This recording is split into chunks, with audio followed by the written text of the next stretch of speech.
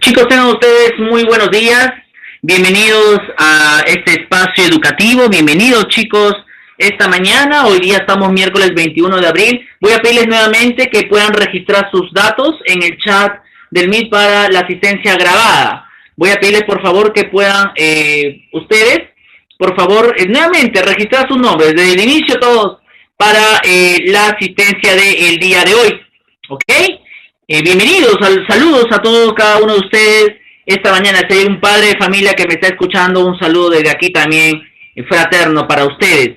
Estamos avanzando, ya estamos en la semana 7. Es importante de que ustedes tomen en cuenta todo lo que estamos viendo en relación a nuestras actividades. Es muy, pero muy importante. Nosotros en el curso de literatura ya estamos avanzando básicamente con nuestros temas de literatura. Estamos estudiando literatura española. Estamos estudiando literatura en España. Estamos viendo básicamente la literatura medieval en España. ¿Por qué medieval? Porque fue en la Edad Media que recién España se desarrolló como país, como reino y obviamente en su literatura. Por lo tanto, esa es la razón por la cual nosotros estudiamos literatura medieval en España. ¿Okay? De alguna otra manera nos permite a nosotros entender cuál fue la formación literaria en la España medieval. De igual forma, nosotros hemos estudiado básicamente los géneros que se desarrollaron en la época medieval en España. Vimos la épica medieval, ¿recuerdan? Vimos el Cantar del Mío Cid. Vimos el análisis de un fragmento, eso lo pueden encontrar en plan lector. Vimos la lírica medieval. Nos hemos dedicado cerca de un mes, se podría decir, estudiando la poesía en la Edad Media. Vimos que la poesía medieval tuvo una influencia. Su influencia fue netamente árabe, la influencia árabe. Vimos un poquito sobre la influencia árabe. Estudiamos un poquito sobre lo que es básicamente los poemas de los Jarchas, especialmente vimos los Muajajas, el Segel, vimos manifestaciones de la lírica árabe. Vimos también la lírica de influencia galaico-portuguesa, vimos las cántigas. Entonces, estudiamos cómo la poesía se desarrolló en España medieval. Ahora, estas 2 semanas, vamos a dedicarlo a estudiar a los últimos géneros, casi en la parte final de España medieval. Recuerda que la Edad Media comprende la época desde el siglo V, con la caída del Imperio Romano, hasta el siglo XV con el descubrimiento de América por Cristóbal Colón en el año 1492. Estos 2 géneros que vamos a estar estudiando hoy día y la otra semana ya es la parte final, lo que se le conoce como la Alta Edad Media en la historia. Y el género que vamos a desarrollar el día de hoy corresponde ahora a la narrativa, corresponde a las historias, a los relatos, corresponde ya a la prosa literaria. Y me estoy refiriendo a la narrativa medieval en España. Yo espero que esta mañana todos nosotros podamos tener nuestros materiales allí. Ya sabes, tú tienes que estar en una actitud de estudiante. Y una actitud de estudiante es aquel que está con su lapicero, con sus apuntes. Si has impreso el material, perfecto. Si no, puedes seguir tú la pantalla o tu propia pantalla también.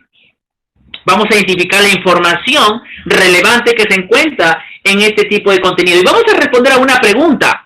¿Cómo se formó la narrativa medieval en España? ¿Cómo se formó?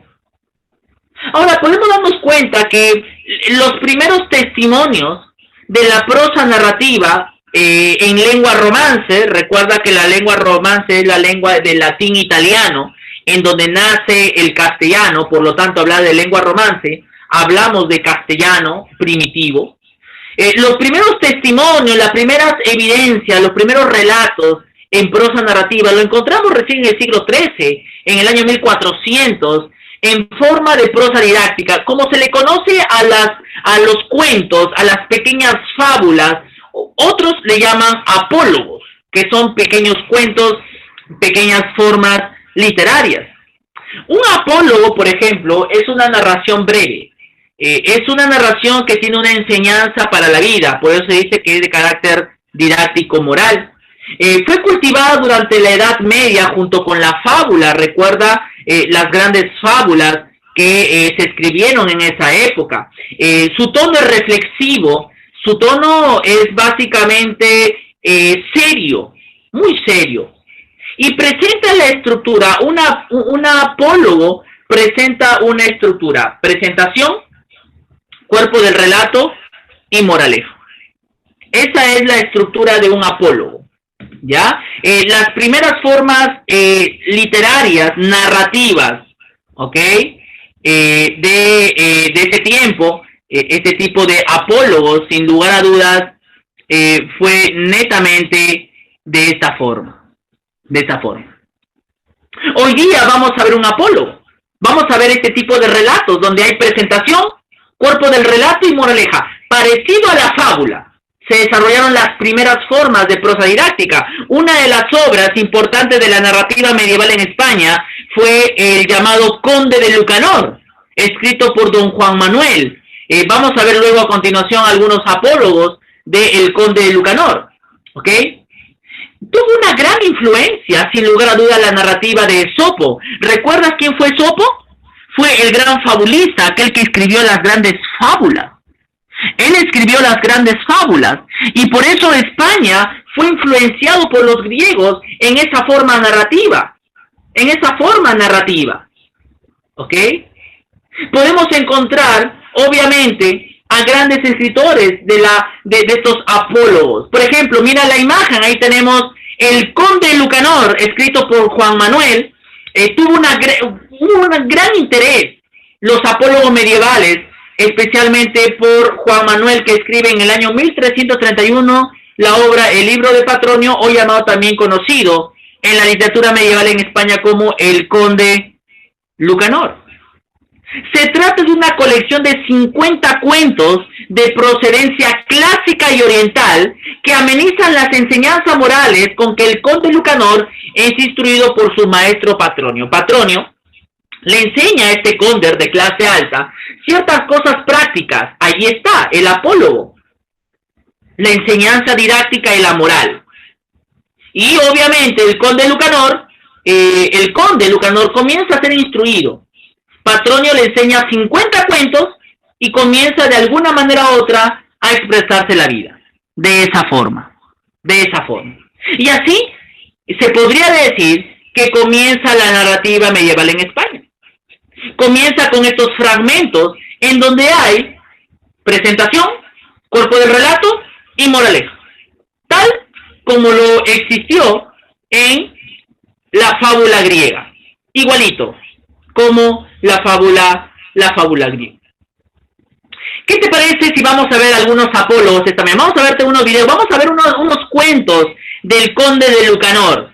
Vamos a ver dos cuentitos del conde de Lucanor en la narrativa medieval en España para que tú puedas de alguna manera u otra familiarizarte con el texto. El conde de Lucanor. Vamos a ver este primer texto porque la obra más importante en esta época, quizás para la narrativa medieval en España, no tanto fue el Conde de Lucanor, sino fue la obra La Celestina que vamos a ver a continuación. Pero vamos a ver el Conde de Lucanor, el apólogo, el Conde de Lucanor. Vamos de alguna manera u otra proyectarte la pantalla.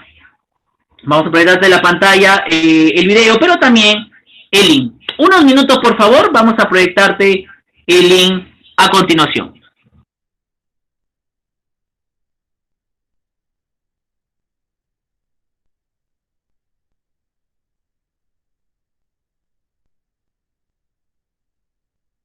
Qué importante es que cada uno de nosotros podamos entender las historias en una forma relatada, por ejemplo, lo que eran las fábulas, la estructura de las fábulas en lo que se le llama los apólogos. ¿Ok? Vamos a esperar unos minutos, por favor.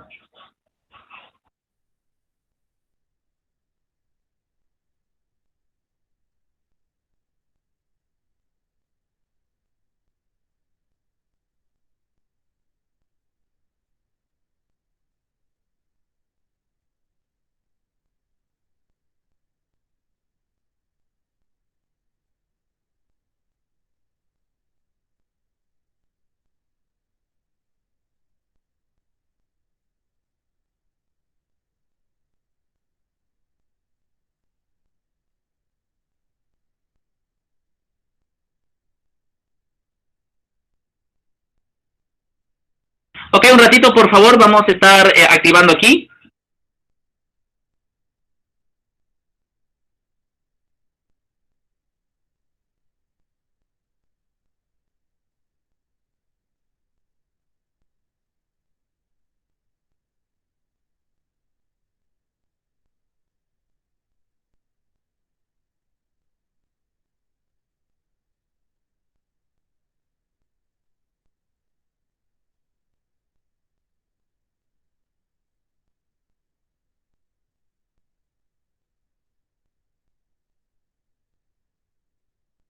Muy bien, ahí está entonces.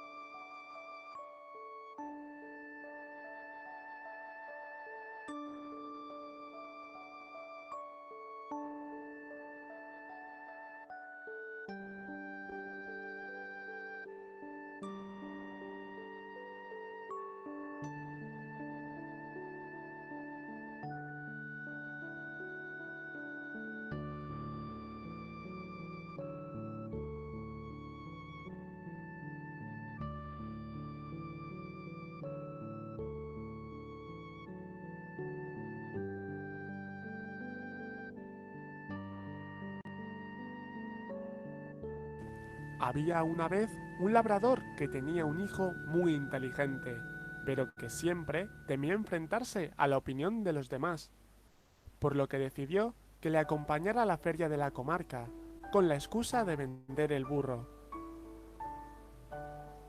Iban, pues, por el camino hablando tranquilamente, el padre montado en el burro y el hijo a pie. Y sucedió que, pasando por un pueblo, ¡fíjate! ¡Qué padre tan desnaturalizado! Su pobre hijo a pie y él tan campante, montado en su jumento. El padre dijo al hijo: ¿qué te parece lo que dicen? El hijo comentó que tenían razón. Pues entonces, hijo mío, será mejor que montes tú y vaya yo a pie. Pero sucedió que, pasando por otro pueblo... ¡Qué barbaridad! ¿Has visto alguna vez tal falta de consideración? El pobre viejo a pie y el joven cabalgando en el burro, tan tranquilo. La verdad es que no sé cómo no le da vergüenza. De nuevo, el padre preguntó: ¿crees que tienen razón? Y el hijo, afirmando, comentó: padre, ¿qué te parece si montamos los dos? Sí, hijo, creo que es una buena idea. Y de este modo, montados los dos en el burro, pasaron por otro pueblo. A eso le llamo yo tener compasión. Un burro tan flaco y esos dos montados en él, con lo gordos que están. ¡Qué cosas se ven en el mundo! Padre e hijo se miraron. ¿Qué te parece si fuéramos los dos a pie?, propuso el padre. Sí, creo que es lo más prudente, respondió el hijo. Y siguieron los dos a pie. Pasaron al fin por otro pueblo. ¡Fíjate! Esos dos a pie y el burro detrás, tan campante. En verdad, no se sabe cuál es más burro de los tres. ¿Tú entiendes esto, hijo mío? Yo qué de entender, padre. Solo nos falta llevar el burro a cuestas. Y aún así, me parece que no daremos gusto a la gente. Esto te enseñará, hijo mío, que mientras no hagas mal a nadie, lo mejor es que hagas las cosas según tu conciencia, sin hacer caso de la opinión de los demás.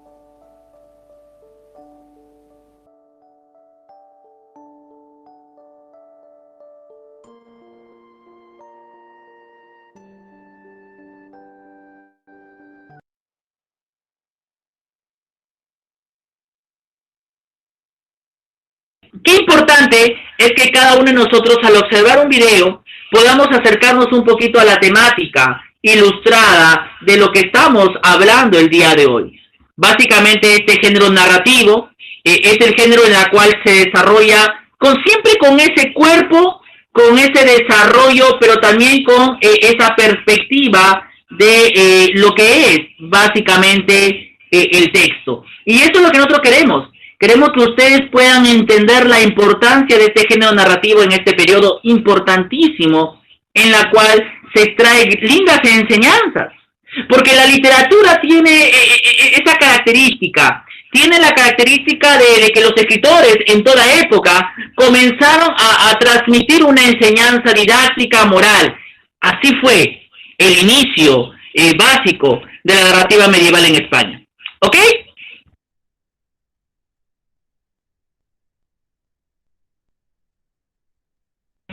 Muy bien, entonces vemos ahí, en primer lugar, básicamente lo que es el Conde Lucanor, uno de los tantos cuentos de gran enseñanza, de grande moraleza. Otro libro, Apolo, otro libro en donde se comenzó a escribir narrativa, obviamente, fue el libro del buen amor. ¿Ok? Este libro del buen amor es una obra especial, es una obra escrita por Juan Ruiz Arcipestre de Ita, un hombre medio raro allí, pero aquí tenemos su fotografía a la mano izquierda. ¿Ok? Este libro del buen amor ofrece una colección de fábulas de procedencia oriental, latina y tomada también de la fábula francesa. Entonces, los españoles, los escritores de la narrativa española, comenzaron a ser influenciados por la fábula griega, especialmente la fábula de Esopo, y otras fábulas también. Por otro lado, la novela medieval, que es otra especie de la narrativa, nace debido a dos hechos importantes en España. En realidad la narrativa novelesca en España nace debido a que ya el género épico, las hazañas de los héroes, ya comienza a decaer. Ya no existía tanto el caballero, ya no existía tanto el valiente. Las guerras estaban llegando a su final. Ya se estaba a punto de poder independizarse España. Decae la sociedad feudal, la tierra comienza a entrar en crisis por la ascensión de la burguesía.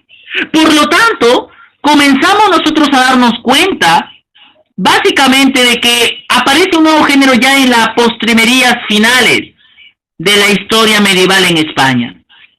Y es así, donde nace la novela de caballería.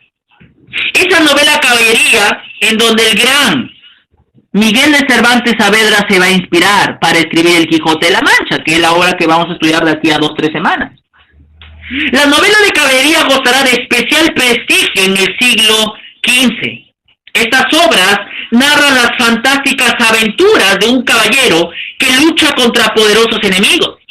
Dos obras fundamentales del siglo XV en la narrativa medieval de la novela de caballería. Tenemos Amadís de Gaula, una gran obra escrita, no se sabe quién lo escribió, y Tirán lo Blanche, de el español valenciano Joan Martorell. Fueron las dos grandes obras de la novela de caballería. Vemos así entonces cómo se estructura básicamente la novela de caballería en España. ¿Ok? Y de esta forma podemos darnos cuenta de la importancia que tuvo la narrativa para nosotros también hoy en día. Pero la obra principal que vamos a estar analizando el día de hoy es este importante texto que quiero que vean a continuación.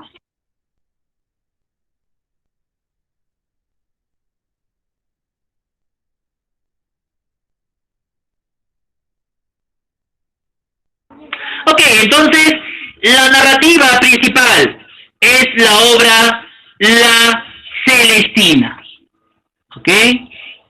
Esta obra principal de la literatura medieval, quizás la obra importante, ya casi la finalización de la Edad Media, llamada La Celestina.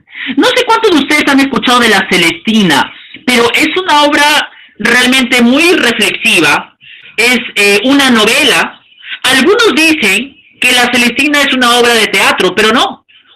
Originalmente, esta obra La Celestina, escrita por Fernando de Rojas, se escribió en novela, en prosa. No fue escrita para ser representada en ese tiempo en el teatro, sino mucho después.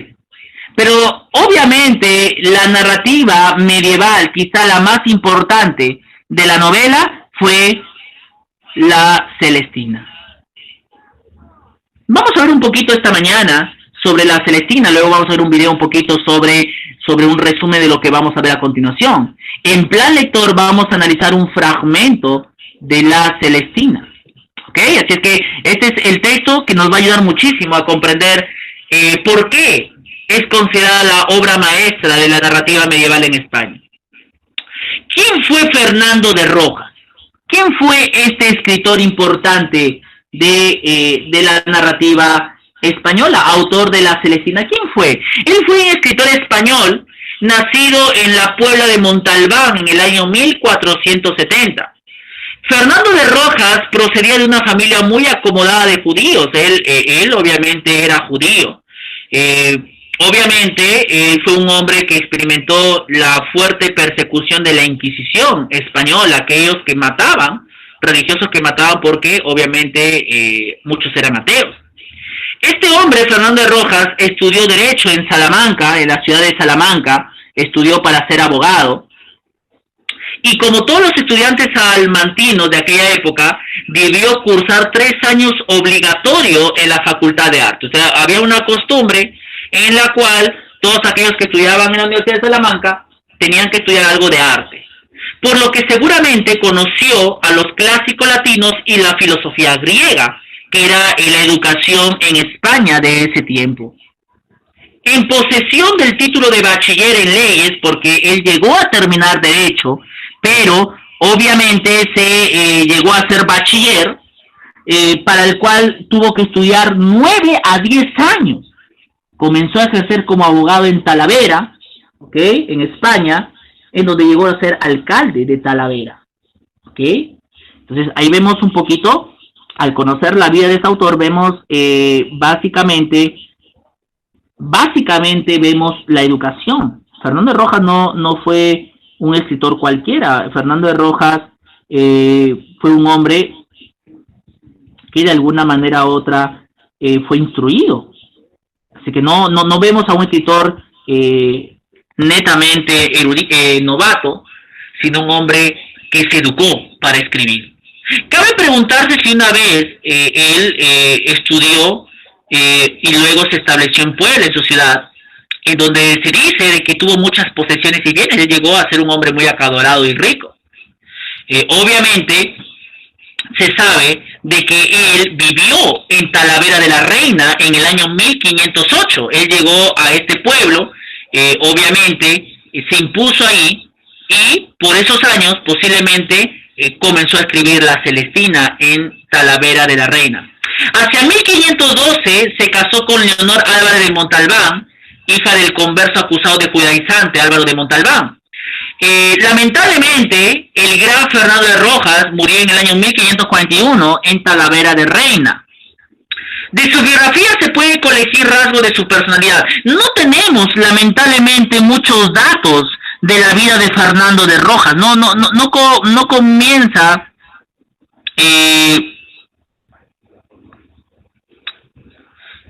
a poder, ¿cómo se llama? No conocemos mucho sobre la vida de este hombre. No conocemos mucho, solamente conocemos cosas de su personalidad, conocemos algunos datos de otras personas que contaron de él acerca de su imagen física. Por ejemplo, esta foto que vemos aquí, obviamente fue tomada en esos tiempos, y podemos conocer muy poco de su imagen física, de un retrato hablado. Incluso algunos dicen de que sus restos obviamente fueron exhumados, fueron incluso sacados y se pudo retratar una imagen física del auto. Entonces, conocemos muy poco de Fernando de Rojas en realidad. Sabemos que fue un hombre bachiller en leyes, que fue educado, tuvo dinero, se casó y murió en esas circunstancias.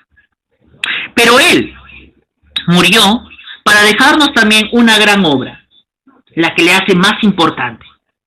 Quizás no conocemos grandes cosas de él, pero sí conocemos su obra importantísima.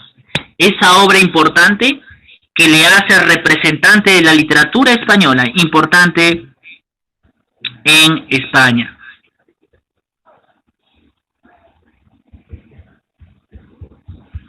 Y me estoy refiriendo a su obra La Celestina. ¿Ok? La Celestina. La Celestina es una obra, es una novela que originalmente no se tituló La Celestina. Originalmente, esta obra, Fernando de Rojas, le puso un título. El título original, que fue publicada en el año 1499 en Burgos, en España, se llamó Comedia de Calixto y Melibea. En realidad, la obra se tituló Comedia de Calixto y Melibea. Muchos comenzaron a poder cambiar el título de la obra La Celestina. Una vez más, ¿ok?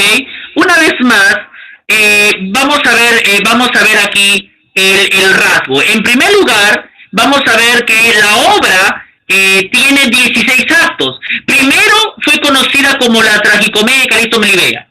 Luego fue conocida como la Comedia de Calixto y Melibea. Y al final, su forma final de la obra que llega a nosotros se le llamó, obviamente, La Celestina. Entonces, hubo un proceso. Hubo un proceso en la cual, como la obra comienza de alguna manera u otra a poder de alguna manera entender cómo la obra se tiene esos títulos. ¿Ok? Entonces, podemos darnos cuenta básicamente de qué trata esta obra dramática. Se dice obviamente que esta obra fue primero una novela, luego fue lanzado más adelante al teatro, se adoptó al teatro, básicamente. La Celestina es una obra importantísima de la literatura española. En realidad, pese a su carácter dramático, porque es una historia de mucho drama, su extensión la hace casi irrepresentable. Esa es la razón por la cual esta novela no es una novela para ser representada en el teatro. En realidad fue escrita para ser leída en voz alta en un círculo de humanistas u oyentes cultos. En realidad la Celestina fue escrita para ser leída entre un grupo de oyentes, que más adelante lo llegaron a representar. Se calcula que entre el año 1499 a 1634 se publicaron 7 o 9 ediciones en castellano, no solo en España, sino en otros países, de la obra La Celestina. Fue una obra muy famosa. Y a pesar de su forma dialogada, porque la obra contiene muchos diálogos, obviamente la obra contiene muchos diálogos, La Celestina no es estrictamente una obra de teatro. Cuando tú vayas a la biblioteca, o cuando vayas tú a la librería, ¿ok? Tú pides, deme una obra llamada La Celestina. Cuando tú compres la obra La Celestina, tú vas a comprar la obra como si fuera un teatro, en diálogos, en juegos de roles. Porque en realidad, la obra, La Celestina, es una novela dialogada. Eso se llama comedia humanística. Comedia humanística, una forma dialogada. Pero no es una obra de teatro, es una novela donde se introduce diálogos, conversaciones. Se trata de obras dialogadas en prosa, pensadas para la lectura, no para la representación. Una vez más indico, La Celestina fue escrita para ser leída en alta voz, en un círculo social muy alto. Manejan el diálogo, manejan una estructura clave. En realidad, Fernando de Rojas escribe de manera técnica, usa riqueza de recursos expresivos, ¿ok? Entonces, esta obra representa básicamente la vida cotidiana. Miren allí hay algunas escenas de la obra. Aquí está la portada inicial, la tragicomedia de Calisto y Melibea, la obra original de Fernando de Rojas. ¿Ok? Muy bien. Tenemos ahí, básicamente, algunos puntos importantes. ¿De qué trata La Celestina? La Celestina es una historia de amor trágico, muy trágico. Por su lineal simplicidad, resulta fácil trazar un resumen del argumento de La Celestina. ¿De qué trata La Celestina? Chicos, La Celestina trata sobre dos personajes principales. Un hombre, joven, caballero, y como hablamos la clase anterior, aquí es importante que nosotros recordemos el tema del amor cortés. El amor cortés. Ese amor pasional, ese amor en la cual se rompen las clases sociales por ese amor pasional. Chicos, qué importante es recordar aquí el tema del amor cortés. La Celestina es una temática básica del amor cortés y el amor pasional. El joven Calixto entra en un jardín para recoger a su halcón y se encuentra con Melibea, la personaje principal, y queda deslumbrado por la belleza de Melibea. Calixto se enamora a primera vista de Melibea. Calixto le declara su amor, pero Melibea le rechaza, ¿no? Algo LOL, como dicen ustedes, no lo rechaza. El lugar de este primer encuentro solo se conoce por los resúmenes, ¿ok? Posteriormente se agrega, obviamente, el argumento general. Cuando pasa este rechazo, Calixto regresa a su casa y se abandona a la melancolía causada por el rechazo. Obviamente él llora, él obviamente se tira al abandono, en fin, hay una serie de cosas ahí en la cual nuestro Calixto sufre. Nuestro Calixto sufre obviamente porque su querida Melibea prácticamente lo rechaza, no quiere nada con él. Nada con él.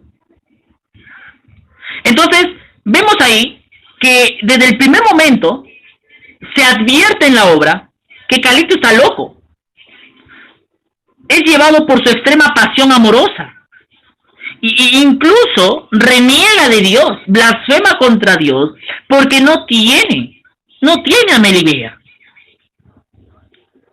Él dice lo siguiente: Melibeo soy, y a Melibea adoro, y en Melibea creo, y a Melibea amo. Esto es lo que podemos leer en un fragmento de la obra La Celestina. Melibeo soy, y a Melibea adoro, y en Melibea creo, y a Melibea amo. Interesante, ¿verdad? Él, como buen caballero, tenía a su criado Sempronio, y él, obviamente, le dice a Sempronio: yo amo a Melibea, y creo más en Melibea que a Dios. Y es así como la obra comienza a tener un clima dramático. Sempronio, obviamente, le dice: oye, ¿tú eres cristiano? ¿Crees en Dios? ¿Por qué hablas así? Y podemos ver básicamente esta obra, el carácter religioso. El carácter religioso. ¿Ok? Ahora, Sempronio le da un consejo. Le da un consejo a Calixto. Oye, ¿tú quieres el amor de Melibea? ¿En verdad tú quieres el amor de Melibea? Entonces busca a alguien que te ayude de alguna otra manera a poder conseguir el amor de Melibea. Entonces Calixto dice: oye, ¿y a quién busco? Bueno, ¿por qué no vas a una bruja? A alguien que se dedica al amarre, como hoy en día se conoce, el amarre de parejas. Y él dice: ¿qué? ¿What? ¿Cómo que amarre? Sí, en el pueblo hay una mujer que se llama Celestina, es una vieja alcahueta, ¿ok? es una vieja alcahueta, y ella se dedica a esto de los amarres, a esto de las vainas de poder de alguna otra manera eh, unir parejas.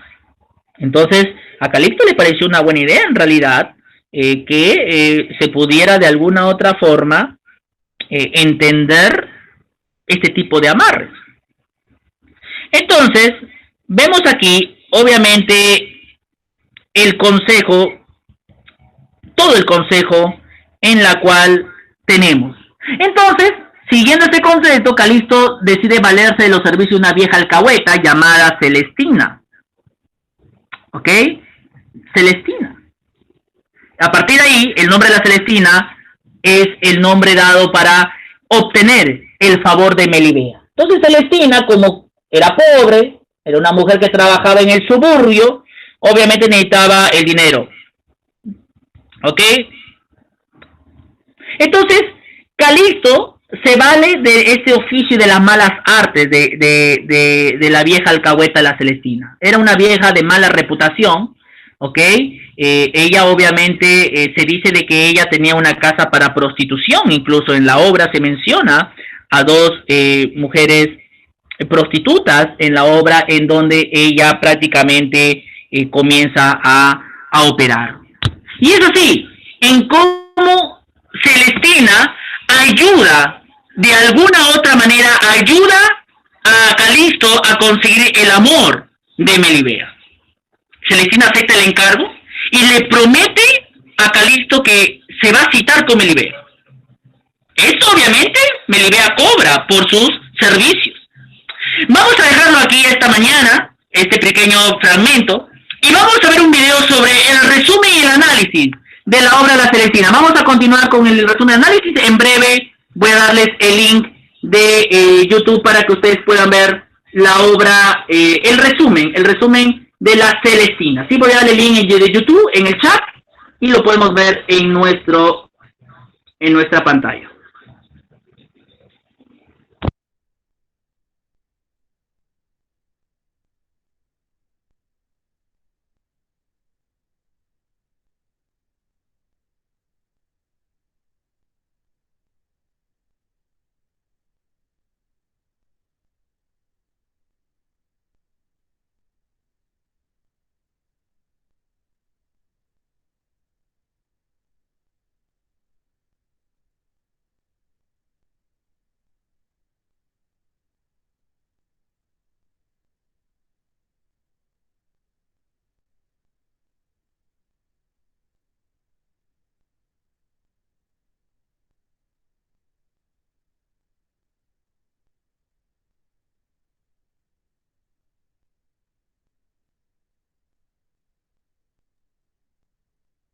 Universal en la que aún hoy quedan muchas incógnitas por aclarar.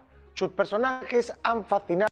Universal en la que aún hoy quedan muchas incógnitas por aclarar. Sus personajes han fascinado a decenas de generaciones e influido de forma directa en la literatura de siglos venideros. Pero entre todos destaca Celestina, la vieja alcoholada y barbuda, que pronto se impuso a los protagonistas Melibea y Calixto, o Calixto y Melibea. Hoy vamos a tratar la obra de la Celestina.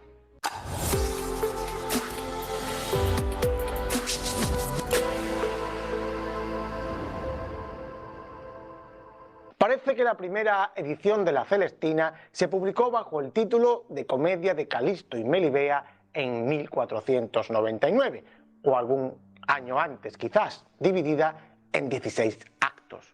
Un par de años después, nuevas ediciones de la obra la ampliaron hasta 21 actos, para posteriormente agregarle incluso el llamado acto de trazo, que ya no parece pertenecer a Fernando de Rojas.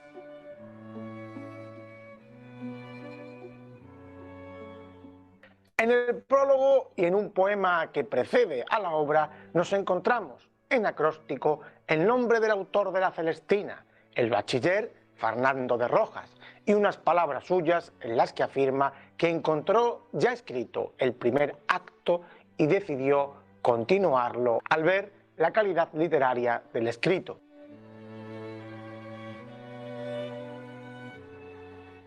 Los estudiosos no se ponen de acuerdo sobre si lo que Rojas afirma es cierto o es tan solo un juego literario, y algunos han postulado que el autor del primer acto podría ser Rodrigo Cota o Juan de Mena, dos escritores con gran prestigio por aquel entonces. La cuestión del género tampoco tiene unanimidad entre los especialistas. Fernando de Roja la definió como tragicomedia, pero otros autores la han clasificado como comedia humanística o novela dialogada o dramática. Antes de seguir profundizando en la Celestina, vamos a realizar un breve resumen para poder comprender mejor su argumento. La obra comienza con el noble Calisto entrando en el huerto de Melibea detrás de un halcón que ha perdido. Allí se topa con Melibea, de la cual va a caer locamente enamorado. Con la ayuda de su criado Sempronio, va a entrar en contacto con la alcahueta y hechicera Celestina. Su otro criado, Pármeno, se va a oponer en un principio, pero terminará cediendo ante el desvarío de Calisto y la propuesta carnal que le hace Celestina, ofreciéndole los placeres de la bella Areusa. Celestina, que ve la posibilidad de obtener ganancia, se muestra diligente y va a visitar a Melibea para ver si es viable su amor con Calisto. Melibea se muestra muy reacia al nombrarle Celestina al joven Calisto, al que califica de loco, pero la astucia de la vieja lleva la conversación al ámbito religioso y le dice que lo que Calisto requiere de ella es un cordón milagroso que ha tocado reliquias en Roma y en Jerusalén, con el que podrá sanar su dolor de muelas. Con el cordón en mano, Celestina se dirige a casa de Calisto y le da esperanzas de amor. Celestina se llevará el cordón para su casa utilizándolo para uno de sus conjuros de amor, que será el que haga que Melibea se enamore de Calisto, aunque otra lectura puede sugerir que ya estaba enamorada de él.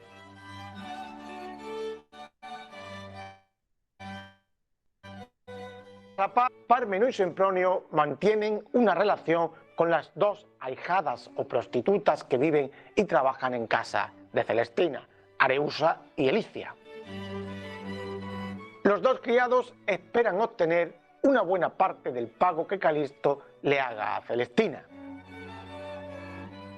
La segunda visita de Celestina a la casa de Melibea se produce a petición de la propia Melibea, por intermediación de su criada Lucrecia. Tras un leve conato de resistencia, Melibea cede ante las palabras de la vieja alcahueta y muestra su amor ardiente por Calisto, acordando una cita a medianoche en las puertas de su jardín. Celestina va con las noticias a Calisto, que le da en pago de sus labores una cadena de oro. Calisto acude acompañado de sus dos criados al encuentro con Melibea y se citan dentro de las tapias para la siguiente noche porque es peligroso que esa noche ya tengan un encuentro físico. Después de este primer contacto, Pármeno y Sempronio se dirigen a casa de Celestina a reclamar parte de los beneficios del negocio. La vieja se niega a compartir las ganancias y tras varias amenazas terminan matando a Celestina. La justicia acude rápido y prende a Pármeno y a Sempronio y los decapita en la plaza pública. Sosia y Tristán, otros dos criados de Calisto, le llevan la trágica noticia a su amo y éste se lamenta profundamente, pero no cesa en su empeño de gozar de Melibea y seguirá citándose con ella. Areusa y Elicia, que se han visto sin el amparo de Celestina y sus dos amigos, quieren cobrarse la venganza. Para ello, primeramente Areusa traba amistad con Sosia, criado de Calisto, al cual sonsaca la información de cuándo y dónde son las citas nocturnas. Luego acude junto a Elicia al rufián Centurio para que mate a Calisto mientras está en el jardín con Melibea. Centurio, un fanfarrón cobarde, acude con sus hombres y arman algo de ruido, enfrentándose brevemente con los dos jóvenes criados de Calisto, sin ánimo de entrar en mayor pelea. Calisto, que escucha la pugna, acude presto a la ayuda de sus jóvenes sirvientes con tal mala fortuna que resbala por la escala que usaba para subir al jardín de Melibea y muere al golpear con el suelo. Melibea, que contempla el suceso, herida de dolor, entra en una profunda depresión y se sube a una torre desde donde cuenta a su padre lo sucedido y luego se arroja de ella, muriendo por tanto en el acto. Pleberio, que estaba planeando el casamiento de su hija y la creía virgen, realiza un profundo lamento o planto que pone fin a la obra. Los peruanos evolucionamos. Aceptamos pedidos digitales y aceptamos pagos en línea con Visa. Visa evoluciona nuestros pagos para que seamos lo que queremos ser.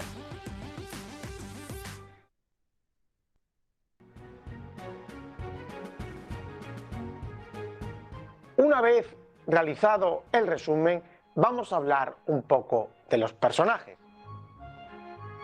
Aunque los protagonistas son Calisto y Melibea, la personalidad de la vieja Celestina ha sido la que ha dado mayor fama a la obra, hasta tal punto que se ha apropiado el nombre de la propia obra. Celestina tiene como antecedente literario la vieja trotaconvento del arcipreste de Hita, pero el personaje de Rojas va mucho más allá. Celestina había sido prostituta en su juventud, pero la edad la ha condenado a ser la regente de un burdel menor y a tenerse que ganar la vida de mil maneras. Así, Celestina era costurera, perfumera, maestra de hacer afeites, alcahueta, vendedora de hilado, hechicera y hacedora de virgos, entre otros muchos oficios.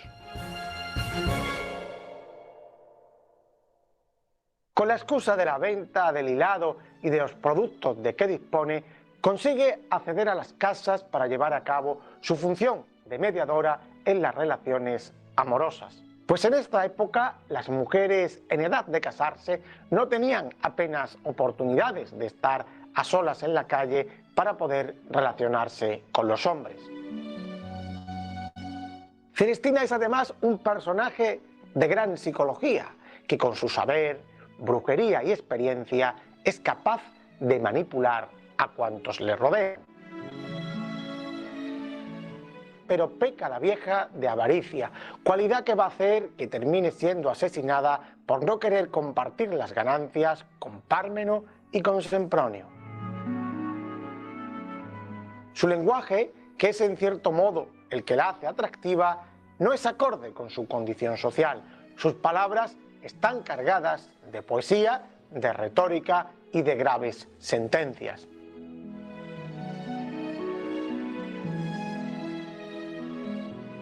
Calisto es un joven noble de unos 23 años que al contemplar la belleza se ve preso del fuego de amor. Su locura amorosa y su deseo por gozar de Melibea lo hacen ser incauto y recurrir a cualquier medio con el fin de conseguir su propósito. No es su egoísmo material, pues no tiene reparos en darle a Celestina una gran suma, sino que es un egoísmo espiritual, como se deduce tras el asesinato de sus dos criados. No obstante, morirá por acudir a socorrer a Sosia y a Tristán, sus dos criados. Algunos autores han señalado que Calisto es un personaje que parodia al amor cortés, puesto que rompe las reglas al seguir el dictado del carpe diem y gozar físicamente de Melibea, muriendo de forma paródica en una especie de justicia poética.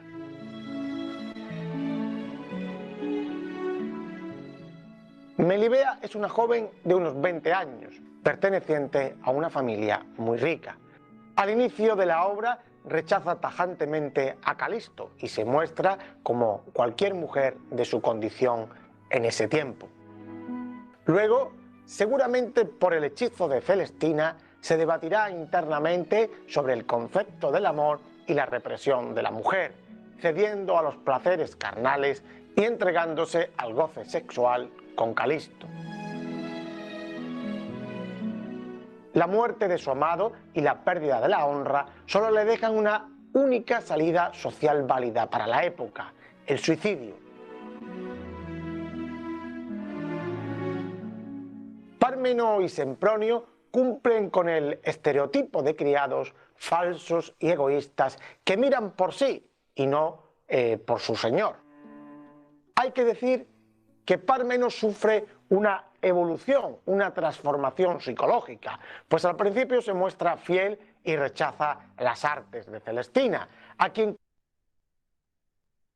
Muy bien, chicos, tenemos ahí, bueno, estamos viendo un poquito sobre lo que corresponde un resumen del análisis de la obra La Celestina.